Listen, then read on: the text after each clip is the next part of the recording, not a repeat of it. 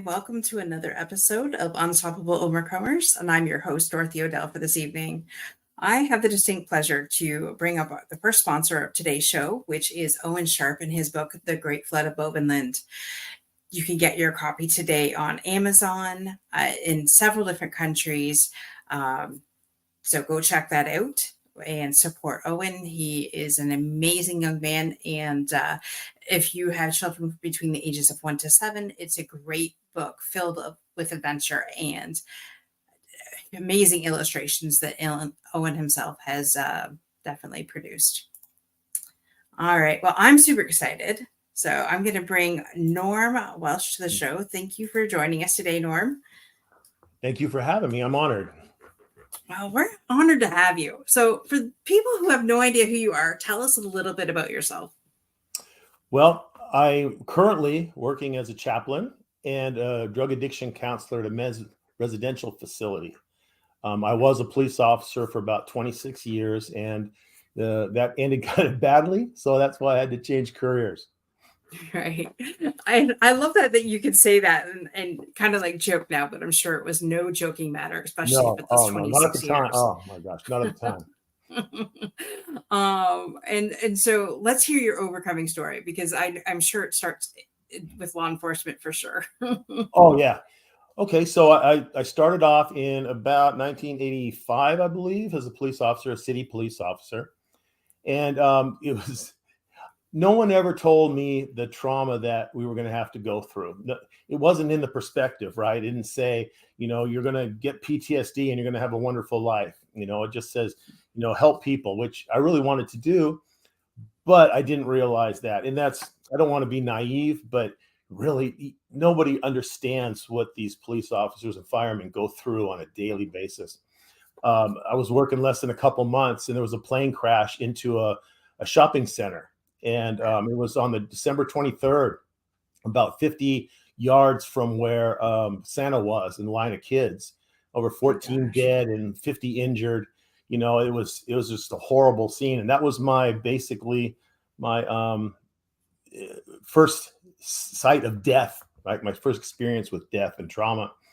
Wow. And I'm not trying to whine or complain about it, right. But I'm just a little frustrated because there was no preparation, right? The police academy, they said, well, eat good and exercise and get good sleep. And that was it, a 4-hour block on stress. And right. They didn't say how to really de-stress, how to process the stuff. And then literally, you're done with those calls. I've had babies die in my arms. I've had children drown. I've had seen decapitated, individuals from car crashes, people hit by trains that were just, you had to pick up body parts. And then half hour later, you're taking a police report on a burglary in a house, and there's no way to process it. And especially for people who have kids. I had 2 little kids at that time. And there was one event that really hit me hard. It was a guy who was going through a divorce, and he didn't want his wife to have custody of the kids. So he ended up killing both toddlers, in the bedroom, and then shooting and killing himself. And I was right outside the room with the rest of the SWAT team. And so these are things you just can't unsee, Right.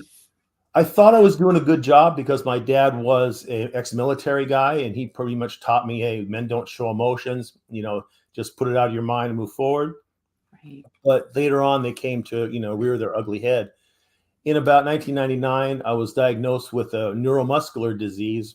It's called Charcot-Marie-Tooth disease, which is an atrophy of the muscles in the extremities, and then peripheral neuropathy, which is a deadening of the nerves in the extremities. It's a lot of diabetics have it. I'm not diabetic, but somehow because my father had it, I got it genetically. And what happened then is it started to affect my feet real bad, where I required 30 surgeries during a 10-year period. And these surgeries were just so stressful that PTSD started to come out. And I started having panic attacks, anxiety attacks, really bad nightmares, all these things. And after every surgery, the doctors would give you Percocet, all kinds of painkillers. And with neuropathy, you have no feeling in your feet. So I had no feeling and I wasn't in pain. Right. But what I found was that I could numb my emotions with the pills. And so Right. I started using that to numb my emotions and to deaden basically my feelings. So all day long, I would just be on an even keel, right? And soon I didn't think of it at the time as a problem, but years later, it became a big problem. Right. So during that time, I was basically addicted to the pain pills. I should have realized what they were doing, but in the police or the first responder culture, that there's a stigma of mental health. If I were to go to the sergeant or the chief and say, "Hey, I really need to talk to somebody," the first thing they do is they take your gun and kick you off duty. And then, of course, they're not going to be silent about it, right? They're going to start telling everybody else, and pretty soon everybody else knows. And because you're weak, nobody else will trust you. So there's absolutely no way that you can actually ask for help within the department. And they'll be happy to send you to the psychologist if you want, but it's a career killer. Right. I think in Iowa, there was I saw in the newspaper the other day was a police officer. He was diagnosed with PTSD, and this police department fired him, and now he's got a lawsuit. But these are the things in the military also. You see it in the military where a veteran wants to be diagnosed, they get diagnosed, and they lose their security clearances. So Right. this is why nobody comes forward. And this is why I didn't, because I get a lot of questions. Why didn't you just seek help? Why didn't you just stop? It's not that easy. It's a warrior mentality. Any sign of weakness, no one will ever work with you again, and you'll be shunned. Right. So You have I said was, so much there. well, I sorry, I I only have a limited time, so I'm trying to talk fast, no, not too fast. no. Any questions? We've got the time. I just have a couple questions because you've Sure. said so much that I was just like, well, wait a minute. I Yeah. gotta ask questions on this. So how far along in your police career before that plane accident happened? The plane into the mall. 3 months, 4 months. Holy cow. So a Yeah. new cadet. Wow. Yeah. Wow. That would be and they didn't offer any counseling Oh at no, that point. no. Wow. Wow. Wow. Wow. Nowadays they do debriefings. So my last involvement in a shooting was 2008.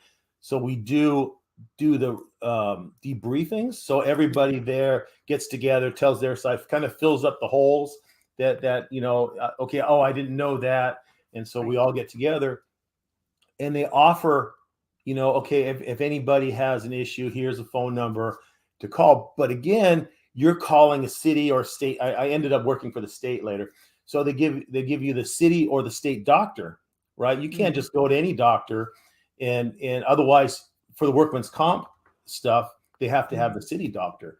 So the city doctor, even though they say it's confidential, the first call they make, if I told the truth and said this one night I put a gun in my mouth and I was like this close to shoot myself, the first call when I leave the door would be, "Hey chief, you got a guy here that is suicidal." Right. So there's no way to work the system. And I was not a believer in God at the time. I was pretty much an agnostic. I mean, I believe there was something there, Mhm. but I believe that if I would have had some faith, I could have went to the church and maybe saw somebody for pastoral care, and maybe Right. I could have worked it out there, where I Mhm. wouldn't have had to go to the police department to do it in. Right. But yeah, you just can't.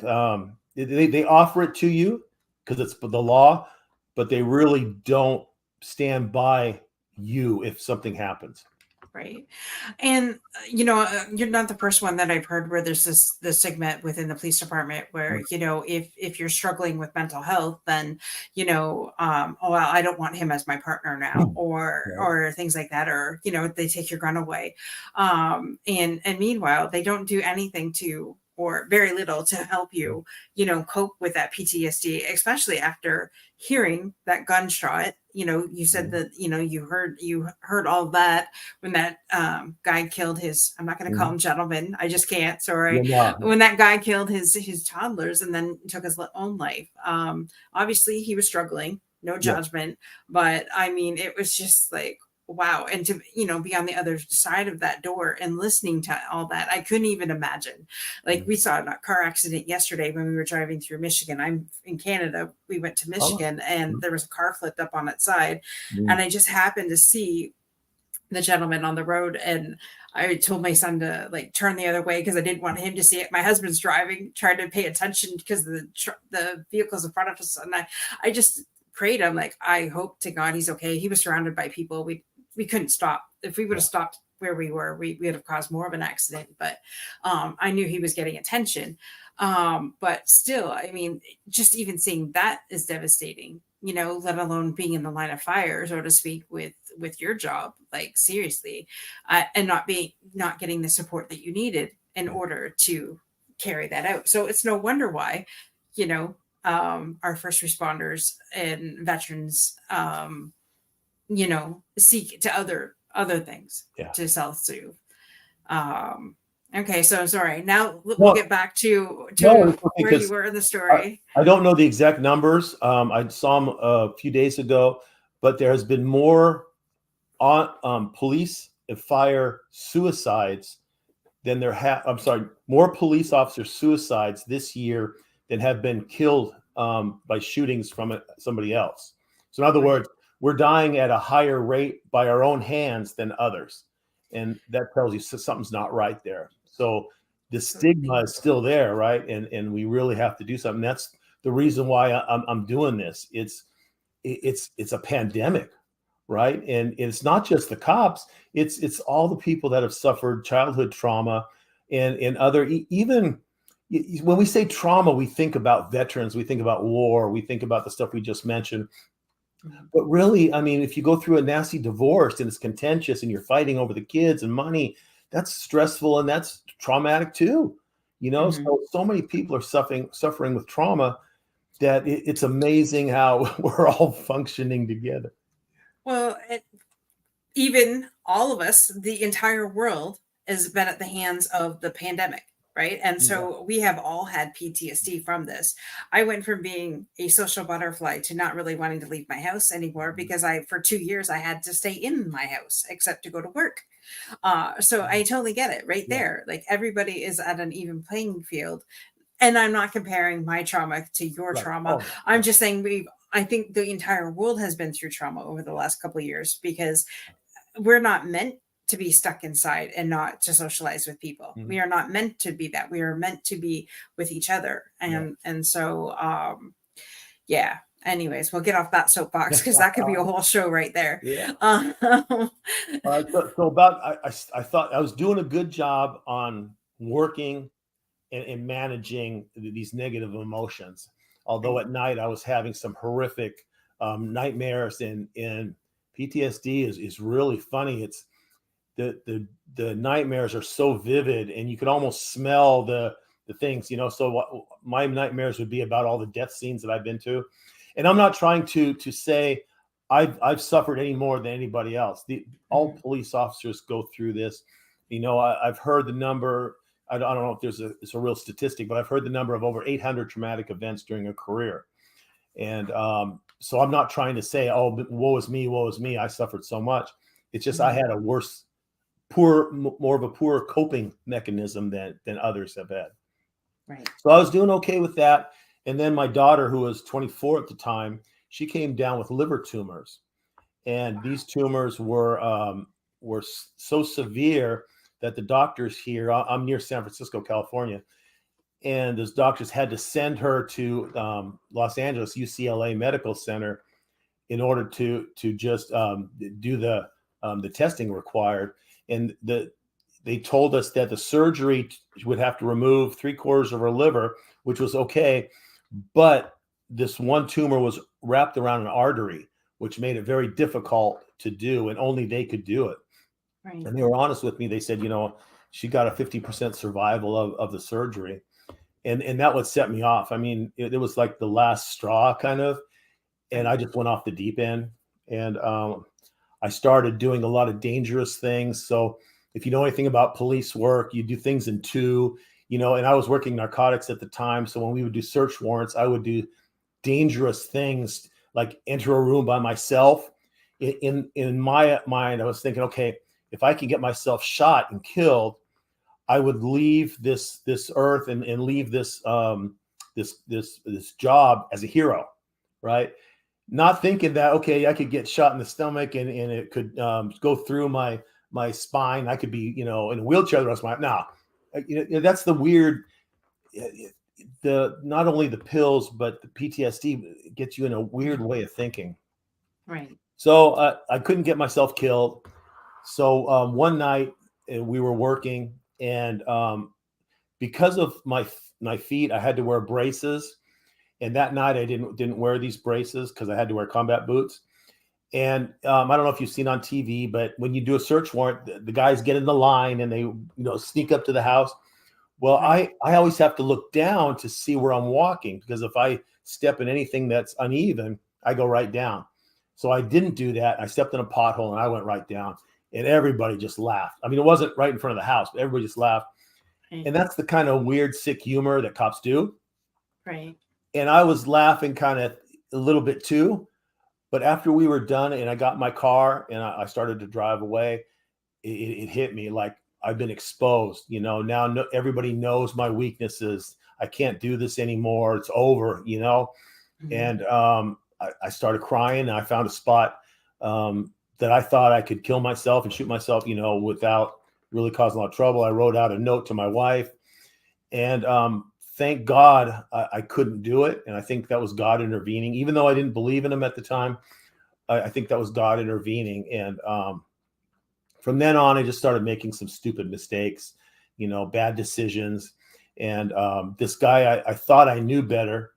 And this guy wanted me to take some drugs out of the evidence and give it to him to sell, because he was trying to pay his back taxes.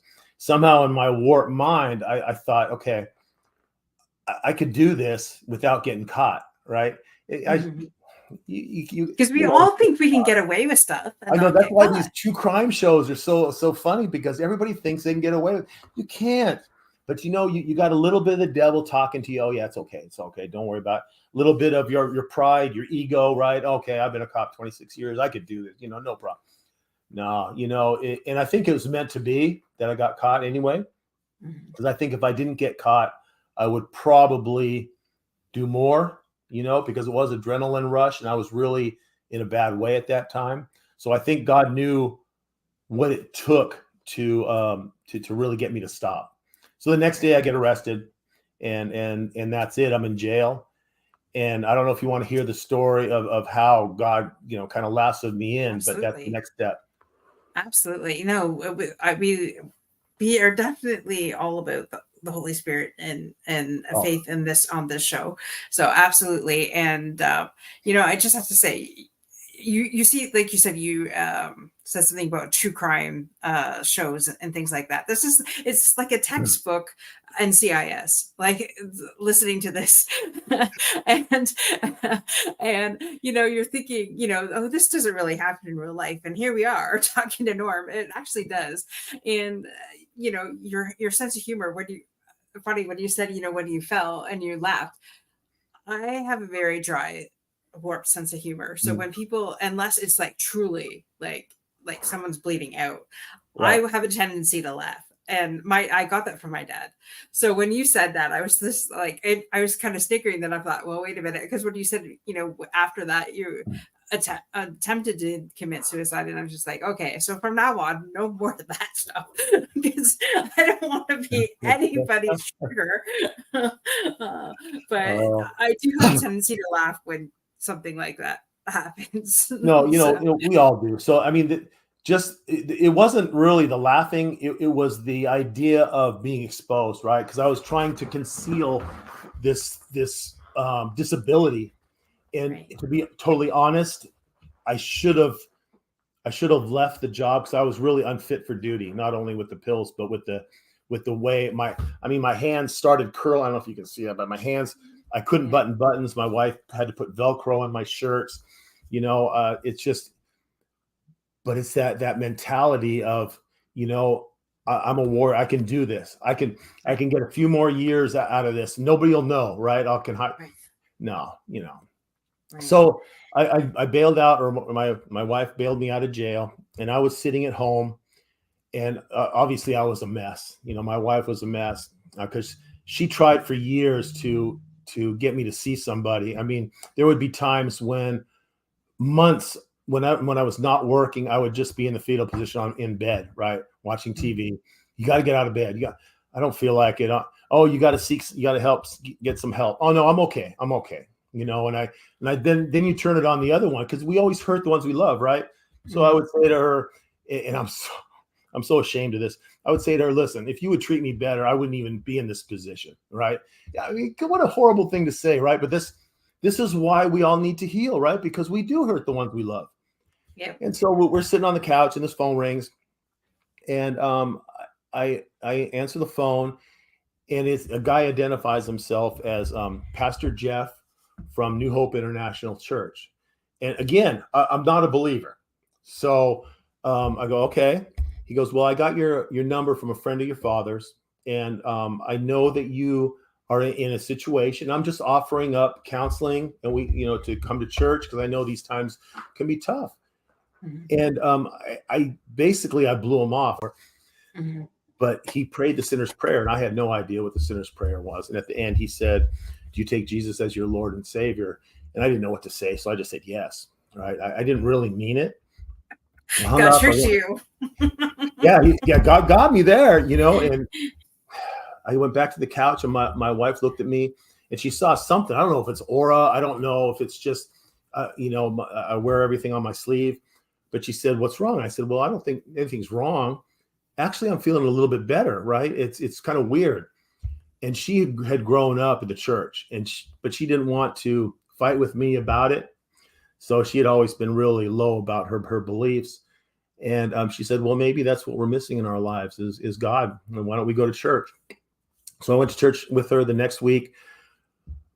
I dressed up, because I always thought you got to be dressed up for church. And we go to the church, and it was just wonderful. But when we walked in, there was guys tattoos on their faces and on their necks and on their arm, sideways hats and shorts and everything like that. So I'm thinking to myself, oh man, what did I get myself into? Because I'm still got the cop mindset, right?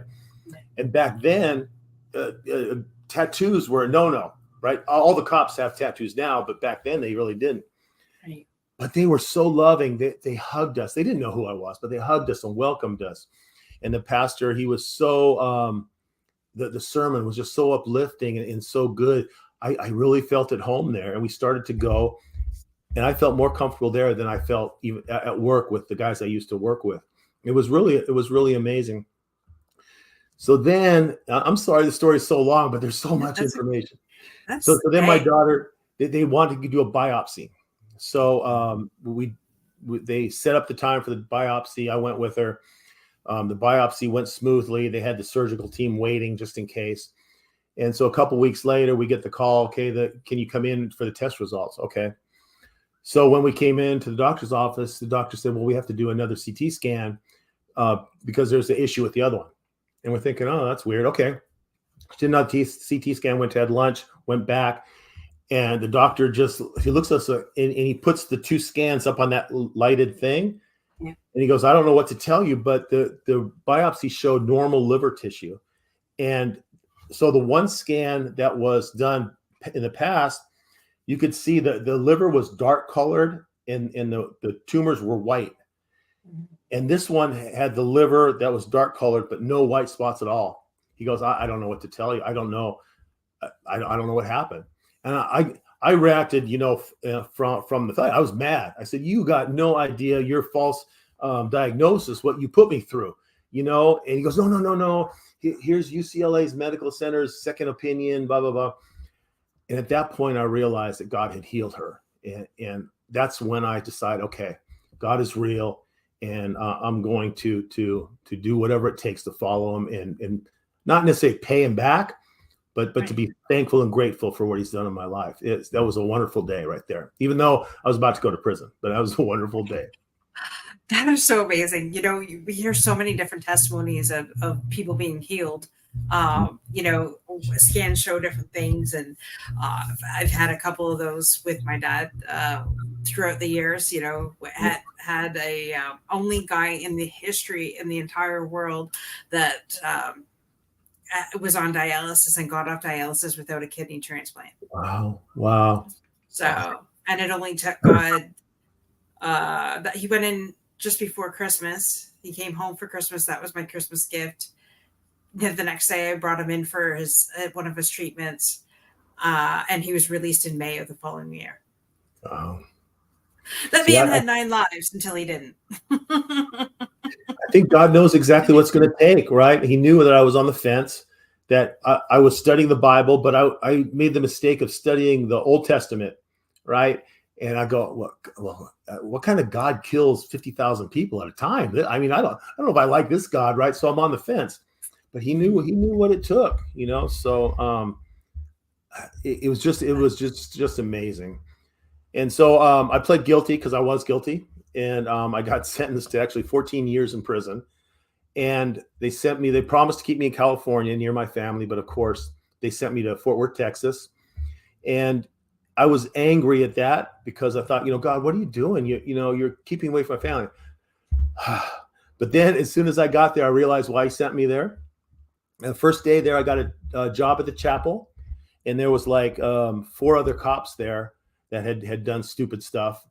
And so I had, not necessarily that you want to just hang out with cops, but I had someone that spoke the language, right? And someone maybe I could let out. And there was one of them though that was from LAPD who had done some really bad stuff. And when he was in jail, he came to Christ, and a pastor came to him and taught him what was then called inner healing. Inner healing has kind of a bad connotation, but it's a way to, like, a spiritual cleansing.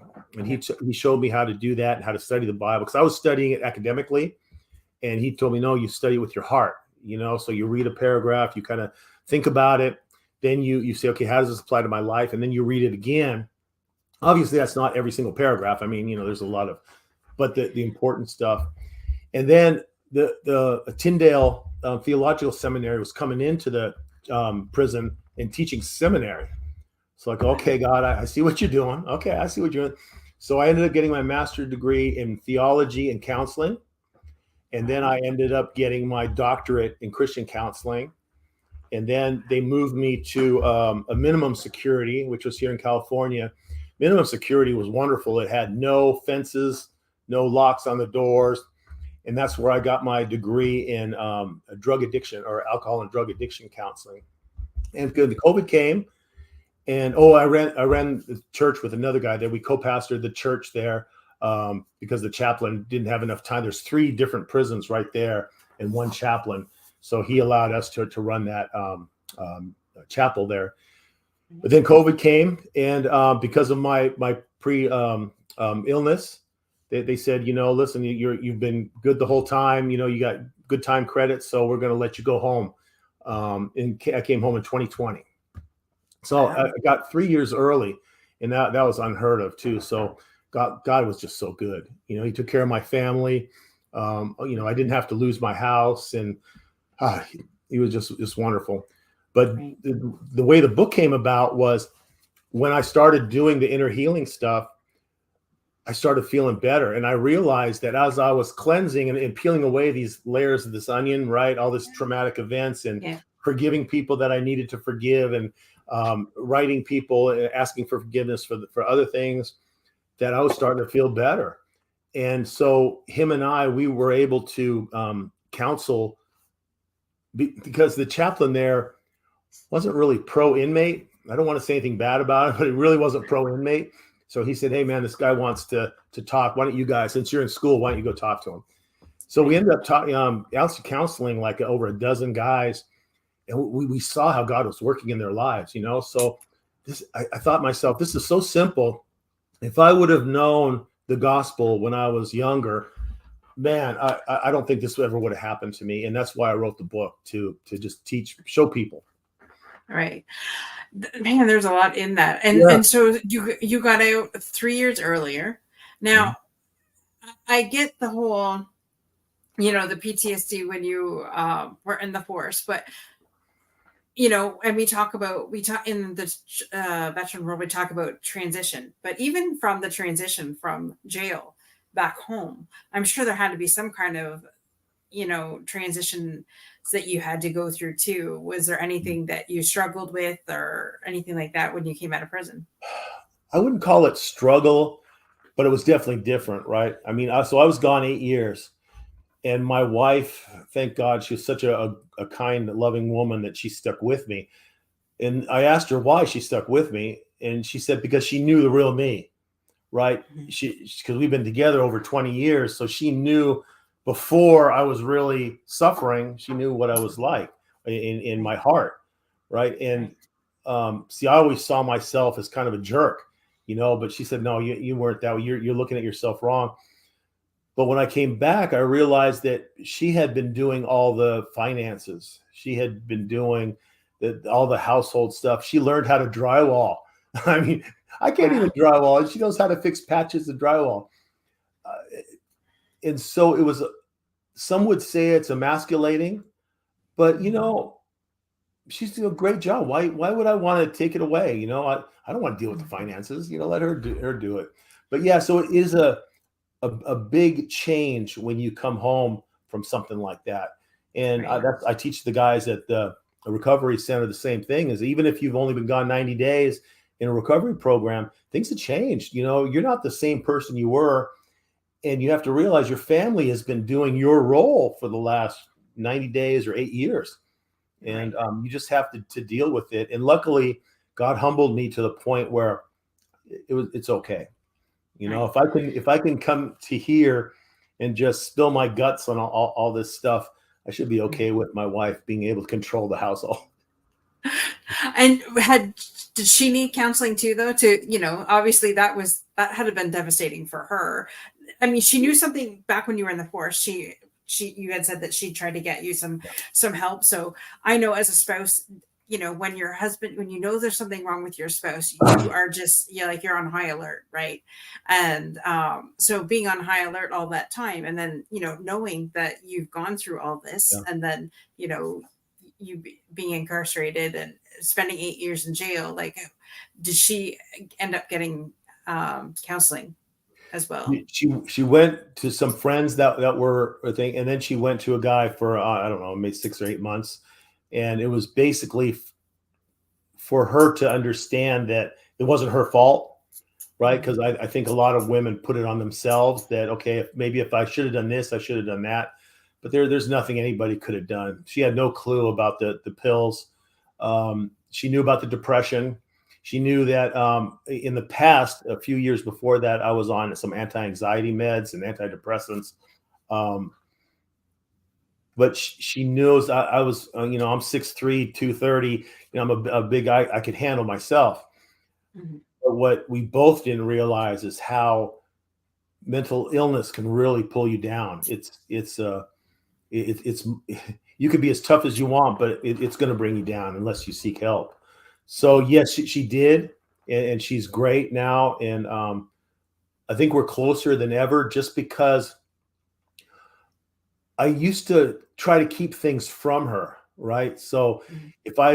if I come home and I just we had a bad traffic collision where somebody died, I wouldn't tell her about it. I don't know if it's protecting her, or I didn't want her to think that I was in danger, Mhm. but what happened was that was even worse for her not knowing. And so even though I don't do those things anymore, when I do feel stressed or pressured, what happens is I talk to her, and then she now has permission to confront me if she sees something. Like with my hands, I've had two surgeries on my hands to try to fix them, or not fix them, but to make them better, to grab things, Right. and it didn't work. And she sees me struggling with like a pill bottle or a bottle of water. I can't even hold a bottle of water, and I'll get angry and get mad.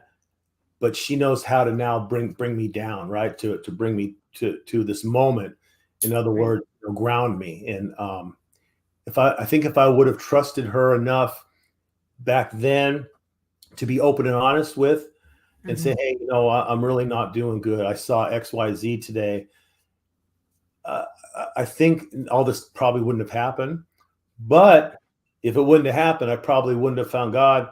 I probably Right. wouldn't be this person I am today, because most cops, I'm not saying all, but most cops retire grumpy old alcoholics, because they're not dealing with their stuff that they've seen and done. I know plenty of them, and the suicide rate for retired cops is higher than working cops. Right. Yes. Well, and I know the stats when we first started working with our military. It started at 22 suicides per day. Within 6 months, it had doubled, and now the last stat that I heard was civilians and military. Everybody was 136 per day, but dying by suicide. So I'm just like, could you imagine? And when the pandemic was going on, right, especially right at the beginning, right, and things like that, we had. I actually couldn't even put the. I couldn't put the news on anymore, or even look at Facebook. It came to wait a minute. You didn't hear it on the news because all you heard was go get vaccinated. What you didn't hear was the people jumping off the bridges because they were, isolated. Yeah. And I remember on Facebook seeing we were up to a head count of 15 in one day, and that was just in my hometown. But you never saw that on mainstream media. And I was just like, come on, like we've got to be able to do something different. And so, that's why it's been my life mission since I found out about all the suicide rates, that we get this under control, help in any way we can, give people a platform to be able to share their story. And, if people just want to be heard. Yeah. And that's the thing. Like, people just want to know that, they can talk to you, that they matter as well. And there's always hope. Where there's breath, there's hope. I've said that, and so that's why we're here doing this. And awesome. So it's just, you have such an incredible story, Nor. Like, and you're sitting here with a smile when you could just be pissed off and upset because of, what life has thrown.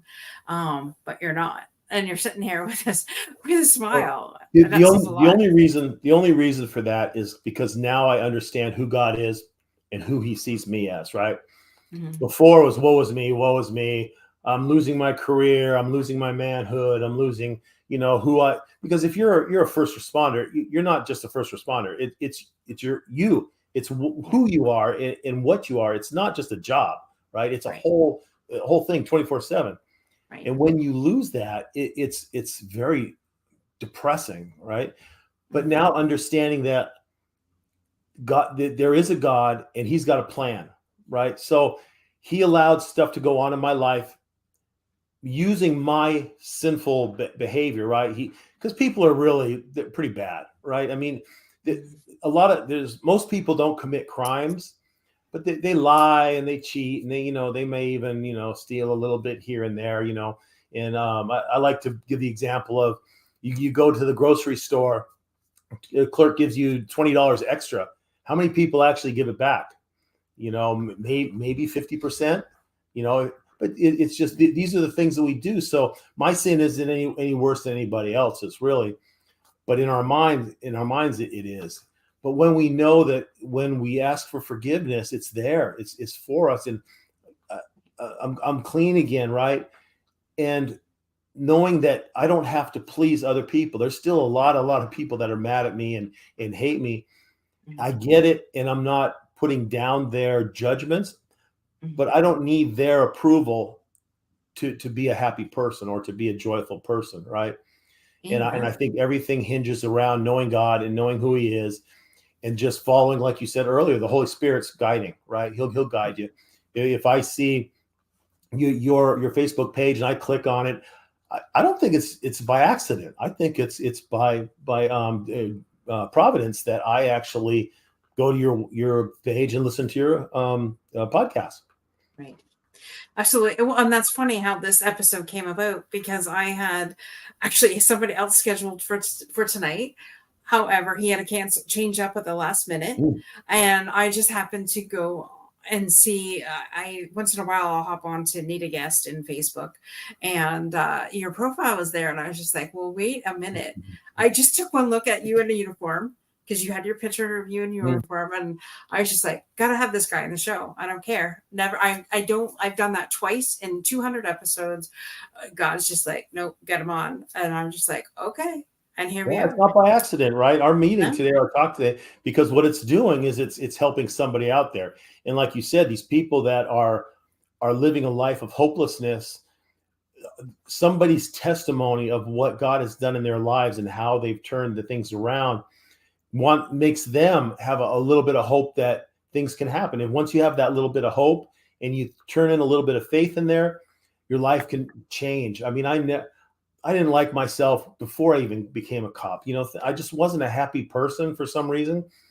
The way I like to describe it is we're all born with this hole in our heart, right? And all our lives, we try to fill it with stuff to make us whole, like WHOLE, right? Mm-hmm. Cars. With me, it was racing and cars and power and money. And it might make us feel better for a little bit, but for long-term peace, because that hole is God shaped, right? And once we put Jesus in there, then we can feel whole, WHOLE, right? And we don't need all that other stuff. And that's what was missing in my life, and I didn't know it, you know. And Right. and I just wish that I would have sought him out a lot sooner. Right. Wow, that is incredible what you said. You said a whole lot in just that little bit too, because we fill our lives with stuff when we don't, you know, if we were to just be who God wants us to be or made us to be, instead of filling it with stuff that we don't need, or, you know, always having to be busy. I know for me, for many years, I had to prove my worth by working and doing things for others. God, I was the biggest people pleaser on the face of the earth. And until, you know, you watch your hero die, and then you're told you've been an enabler your entire life. And I was just like, oh, okay, let me take a look at this. Not get upset about it, but take a deep look at it. And okay, you're right. So how can I change this? And so, yeah, just really tuning into what he wants. And giving your life over to that, you know, That's the hard part, right? It's the hard part. Yeah, because you have to You give want up me that. to do what? Yeah, you know, you want me to be happy with you know, less money, and I mean, it's not even that money. It's just letting things happen or organically, right? This one time, I was walking in a parking lot, and there was this obese gentleman in a wheelchair, and he was having trouble navigating the pits, the holes and stuff in the cement. And this is me way before though, so I'm changed now. So I heard a voice in my head saying, "Listen, go help that guy," right? And I'm thinking to myself, maybe if he you know, did it himself, he'd lose some weight. You know, I mean, it's horrible to say, and I apologize to anybody because I'm a little fat too, but this is the kind of people we are, right? The Bible says that our hearts are wicked. So, but I finally relented, and I went over to him, and I helped him get to where he was going. And during the time, very nice man, he told me that he had some issues with his the body wasn't adjusted right, the hormones, and this was causing all this stuff to happen. But my first thought was, no, I'm going to do that for, you know, I got my own stuff to do. No, but this is the Holy Spirit, even before I even knew him, saying, do the right thing. That's all Christianity is loving God, loving each other, and doing the right thing. Everybody thinks, oh, it's all these laws and rules. No, just do the right thing. I love that you said that, because you know, anyways, I won't even get up on that soapbox, but if all he wanted was the greatest commandment was love, that's what it's basically boils down to. Yeah. Love yourself, love your neighbor as you would love him. And boom, that is basically Christianity in a nutshell. But we get so caught up in judgments and crap that it makes me sick sometimes. But, you know, it is what it is. Sorry, I thought I saw something in my window. Oh. It kind of freaked me out. It's dark out here. And you know, the church has been one of the greatest offenders. And I'm not trying to put down the church. The church is great. But everybody knows out there what Christians are against. But do they really know what we're for?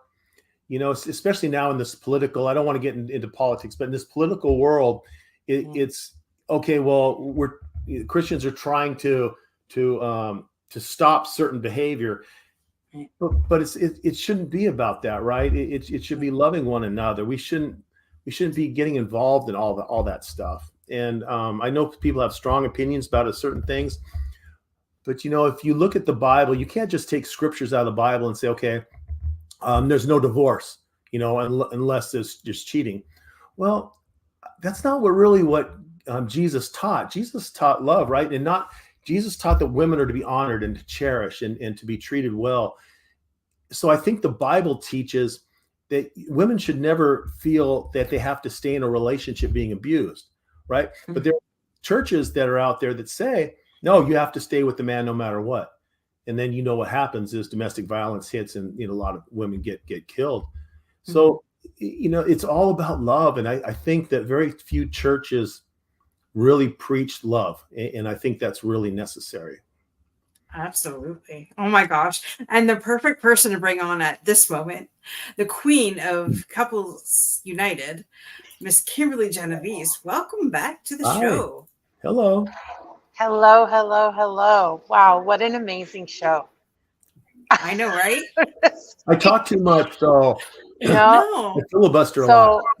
So it's really great because this is what we do, right? We really do this, right? It's the Holy Spirit guides the show, and straight up, you did not talk too much, and we'll tell you. Seriously, we'll tell you. Yeah. We usually save this kind of chatter for the green room, but hey, no time like now, to take this on. But both of your sharing has been spot on, like just nailing it with such amazing messages. It's been a real privilege to get to be back in the green. I'm like back here, like standing on the table, going, yeah, more of that, yes, more of that, So really great. Dee, I tried to pull up the stats for you on the suicide, and my technology didn't kick in. But yeah, the numbers. Bottom line is the numbers are going up; they're not going down globally. Amazing. And just to tie in, right? Like this is the high season. Yeah. Right. Yeah. So the holidays are like these next 3 to 4 months is like the worst time of the year for it. So in light of everything that got covered tonight, and again, just can't thank you enough, both of you, for such an amazing show, because what you spoke to tonight specifically, right, is like a lot of people, I even found myself even tonight in the show where it's like, man, so many people think like, oh my God, getting, sent to prison, right? Like, oh, I can't think of anything worse like that could happen to me, right?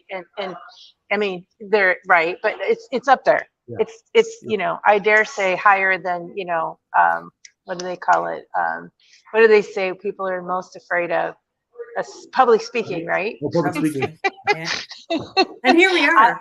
And here we are, right? And I would imagine that people be like, okay, you can go to prison or get up on stage. They probably get up on stage. I'm just saying, right? Like if it came to that. And I just really appreciate that you shared, something like that, where it's like, look what happened. Like God will show up. He will show up in the darkest places of your life if you let him. Like he's always with us. Right? Mm-hmm. Always. And just look up. Never stop looking up, because he's there.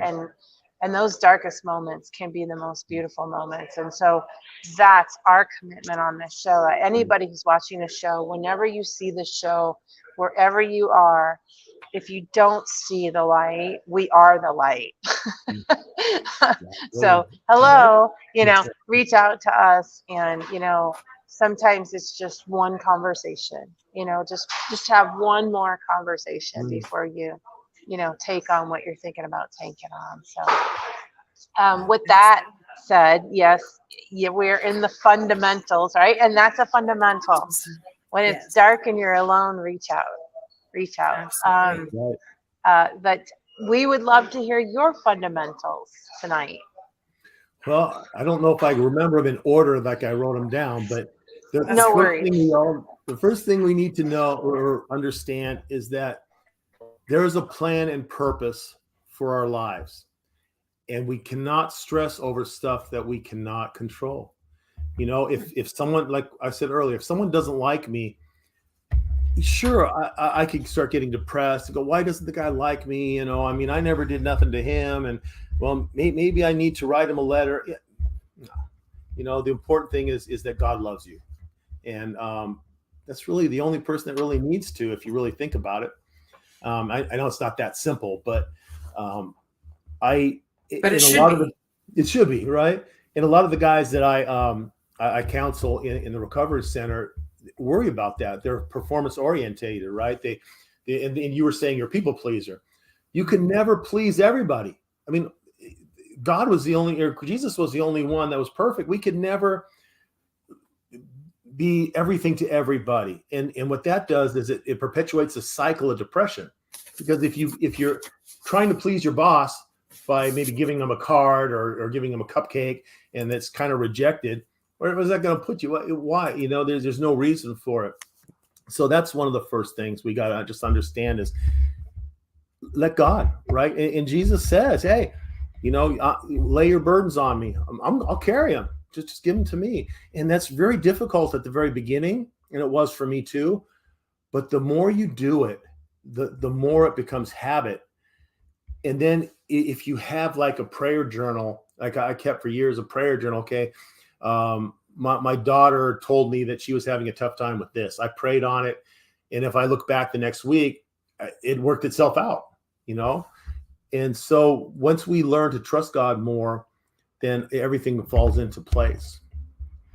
And I forgot what the next one was, but it was I think it's, we need to know who God is and who he sees us as, right? A lot of us have a false impression of who God is. He's a really vindictive father. He's just waiting to punish us, you know, for any stupid thing we do. No, that's not the case. We have to understand who he sees us as. You know, he says that we're beautifully, wonderfully made, and accepting Jesus brings us into his family with the same privileges that Jesus has. And we're not under Jesus, so Jesus is not what do you call it? I forgot in the when you have a testament or a will, the guy who runs it. Anyway, you're co-equal. You're the executor. Executor. Jesus is we're equal with him. We're all his executors, right? So, and a lot of us have these false impressions because of the trauma that we've been through in the past. When I was in prison, guys that would be or claim to be agnostic, we would talk and they would say, no, you know, God took my wife with cancer. So, you know, basically screw him. I'm never going to believe in him again. Well, you know, technically, I guess it was God who took him, but there's a reason behind it, right? And this one guy, his mom was real sick, and he came to us at the chapel for prayer. And he was under this prosperity gospel thing where you pray for something. If you have faith enough, it will happen. I mean, you could pray for a Ferrari and the next day God was going to put a Ferrari in your driveway, which is just ludicrous. But so we prayed over several nights, you know, for his mom to get well. And about a week later, she passed on. And he said, well, you know, that's it. I'm done with religion and I'm done because God didn't heal my mom. Well, yes, he did. I mean, if you think about it, she's in a much better place. She was a believer, so she's in a much better place than we are. I mean, Paul says, you know, we don't even have any clue what's waiting for us there, you know? And so we just have to look at things at a different perspective. And that's the problem. We look at things in an earthly, fleshly way of, okay, I got a boat and I got a car and I got a Rolls Royce, so I'm better than you, you know, but that's really not the way it is. And I think that when we get to heaven, I think we're going to see a lot of people who we never expected to see. And a lot of people aren't there that we thought were going to be there, you know, because, you know, we don't know what the inside is. So what that was that 2? What's the last one? Yeah. I forgot. I'm sorry. Two down and 1 to go. Yep. I forgot. it said, when in a trial, remember God's promise is that all things work out for the good. That's right. See, I'm a smart guy, right? That's pretty good wisdom right there. Matter of fact, Right? hopefully, I'm praying that in Christmas, I wrote my second book is why God allows suffering. And it explains all this stuff because it's the first question we all ask, right? So when you're in a trial, when stuff happens to you, we're the first to whine and snivel and complain about it.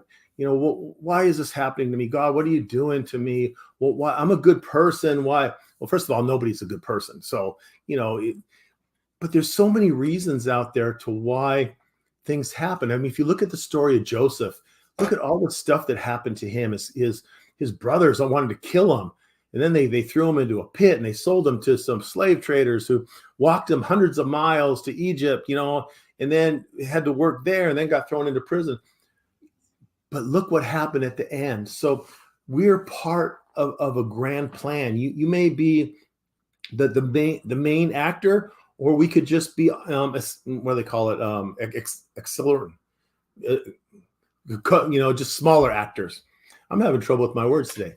We could just be smaller actors, but we all have a role to play in the kingdom. Supporting actors. Supporting actors. There it is. I got you. We got you. We got you. Kimberly's good at this. You guys are great. So we don't know what that plan is, but if we trust that God, and he says this, he promises this in the Bible, all things work for the good for those who love him. If we keep the faith and we love him, something as good is going to upon it. In the first few years in prison, I would have never admitted that something good is going to happen. No, this can't be. I mean, I'm yelled at and cussed at every day because of who I was, right? But then things started to change around. And when God started changing my heart, really, even the baddest guys there, started asking me about their cases and, hey, well, what do you think about this? What do you think about that?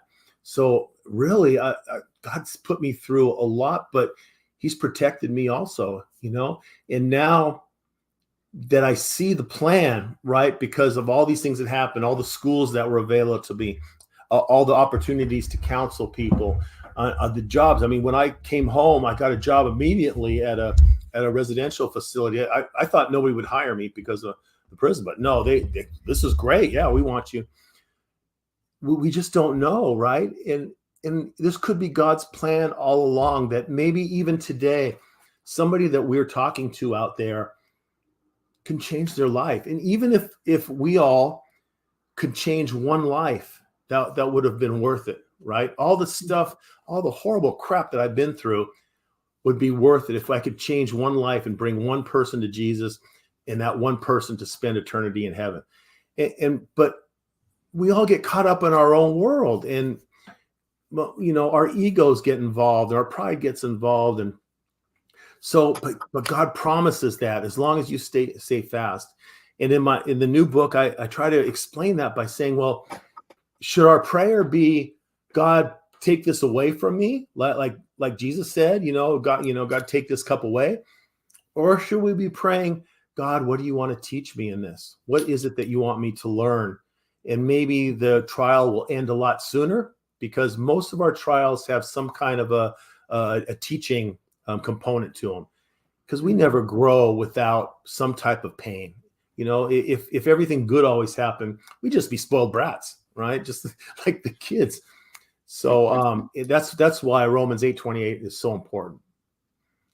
Right. Absolutely love that. Yeah, I talked too much again. I know. Yeah, Sorry. that's beautiful. And iron sharpens iron, right? So it's funny when you're saying, if everything was always easy, always simple, right, then we'd be soft, right? You can't build muscle against nothing, right? And so exactly to your point, I really want to drive that last one home, especially for people in our audience that, listen, it's cool if you're not, in love with God and whatever, you view source to be. Like, we use references to God and Jesus, right? Like, we want to make sure the audience is clear. whatever that source is for you. And if you're not in touch with source at all, just get that what we're speaking to here is it's not over till it's over. And sometimes, we find ourselves in a space where we think like, oh, this is it. And it's like, no, the bread's still baking in the oven.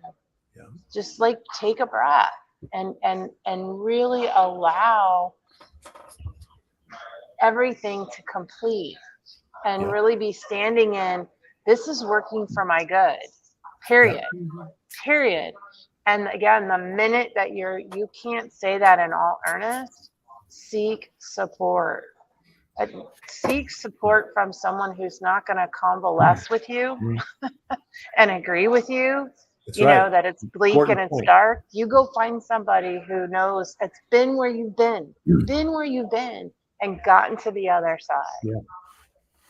Yeah, no, I totally agree. And I agree with another thing you said is that my power source is the Christian God. But I do believe that spirituality in itself, no matter what your spiritual choice is the key, right? Yeah. Understanding that we are not God, that there is something out there that's more powerful than us, and that's designing something, because if you're an atheist and you don't believe in anything, that means that we're just here willy-nilly and we live and we die and that's it. I can't believe that. I mean, I used to think that to a little bit, but I see it now that it can't be that much. There's got to be a plan and a purpose to it. And whether it's one God, another God, Buddhism, whatever the case may be, Right. just understanding there's something greater than ourselves can give us more peace. Yeah. I always like to point people, for what this is worth, to nature. There's so many great videos that show like how all of nature works together, and the beautiful orchestra and symphony that it is. And I always laugh, like I'll watch those, and you guys, people in the audience, just Google it, right? Google videos on nature harmoniously working together. And you watch this for 5 minutes and you can't not laugh your butt off and go, really? This is just arbitrary. Right. Like nobody designed this, nobody architected this. Really? Come on. So, and that is really important, and that's why when I was a new Christian, I had gone my whole life with it's evolution, and I believed in evolution. But then when you read the Bible, you kind of makes you wonder. So what I did in the book is I actually have a couple of chapters that are a Bible study, right? Showing why we should believe that the Bible is true, why, and not going into 100, details, because there's other books about that, but just an overview, a 20,000 foot view down on why we should believe that creation is true, and why it's why God, sent his son down here, and what the sacrificial process was before Jesus, and now why is Jesus' death on the cross was so important. And it's in plain, simple language that even I could understand, because it is so important in that believing in God, believing who he is, why he does the things he does, and then who he believes us to be. And so that Bible study is so important. And anybody that's having a little bit of an issue with really truly believing that the Bible is true, I recommend just getting this book just for that part of it, because again, I explain everything so simply that my daughter's a 6th grade teacher, and she changed her mind about, she was hooked on evolution too, and she changed her mind too, going, oh wow, I didn't really think about that. I didn't think about this. I didn't think about that. Yeah. So all these things are important to really keep your faith. If your faith is strong, everything will work. But faith is also an action word, right? So we have to put that into action. We can't just, willy-nilly say, okay, do your best. I'm going to sit here and relax. And you do. No, it doesn't work. But damn, that would be nice. That would be nice, right? Well, sometimes there is for us to sometimes the action is no action, right? And this could be a whole nother show, right? Mm-hmm. So responsibly, just thank you for the privilege of getting to be with you inside the fundamentals. Your fundamentals are beautiful. They always are. They're always timely and perfect. I'm super excited about your books for our audience because I just love that you've created things to be very, very simple and easy to understand and embrace. And I'm personally excited to read them myself. So Awesome. thank you Thank so you. much. It's been a privilege and an honor. I realize that I did not let everyone know because I know, like, I'm the roving reporter and all.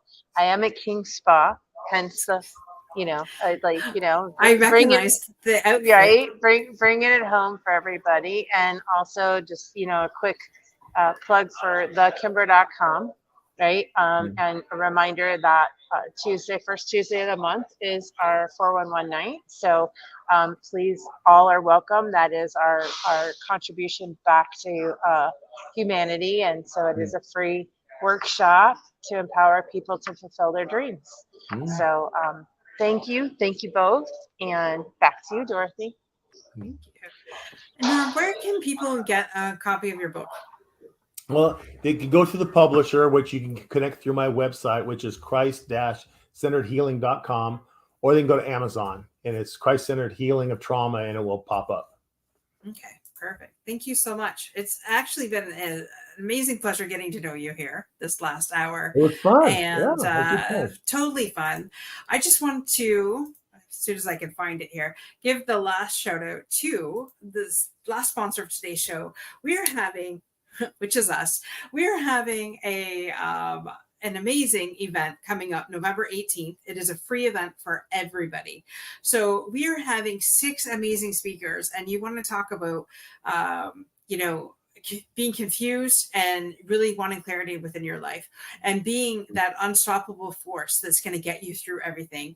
A lot of people right now are just like confused, they're frustrated, and really looking and seeking for hope, and that's what we are bringing. We are bringing 6 amazing speakers to this event. It is November 18th from 9 a.m. to 1 p.m. Eastern Standard Time. Actually, Mrs. Kimberly here is going to be a speaker, as well as myself. We're going to have Jen Zahari of Strongholds Foundation, Drew Durency, who is the Real Men's Catalyst. We have Portia Steele, who is she is an author, and she helps other people get their story out. And we have Inger Van Roo, who is the community connector, which is bringing us all together. And we have the amazing Dawn Hale, all the way from Oklahoma, who is bringing it home with, breaking through the labels. So it's simple. All you guys have got to do is just go to www.unstoppableovercomers.com /event and register for this event. Like it's free to everybody, and so this is our contribution to the last of the year event that we'll be doing. Yes, this will be my last event this year. This is the last event I'm doing before, the holidays. And this is going to get you through the holidays. People are, you want hope. We're bringing you hope. You guys want certainty. We're going to bring you certainty. You want to get rid of that haze that you've been around for a long time. We are going to give you the golden nuggets to get through that haze. So simple, really simple. Just go to our website, unstoppableovercomers.com /events. Just click on the registration form. You must register for this event, and it will not be on social media. This is one thing I am not putting out on social media. You have to register for the event. It's free. There should be no reason why you just don't go click. But it will not be on social media.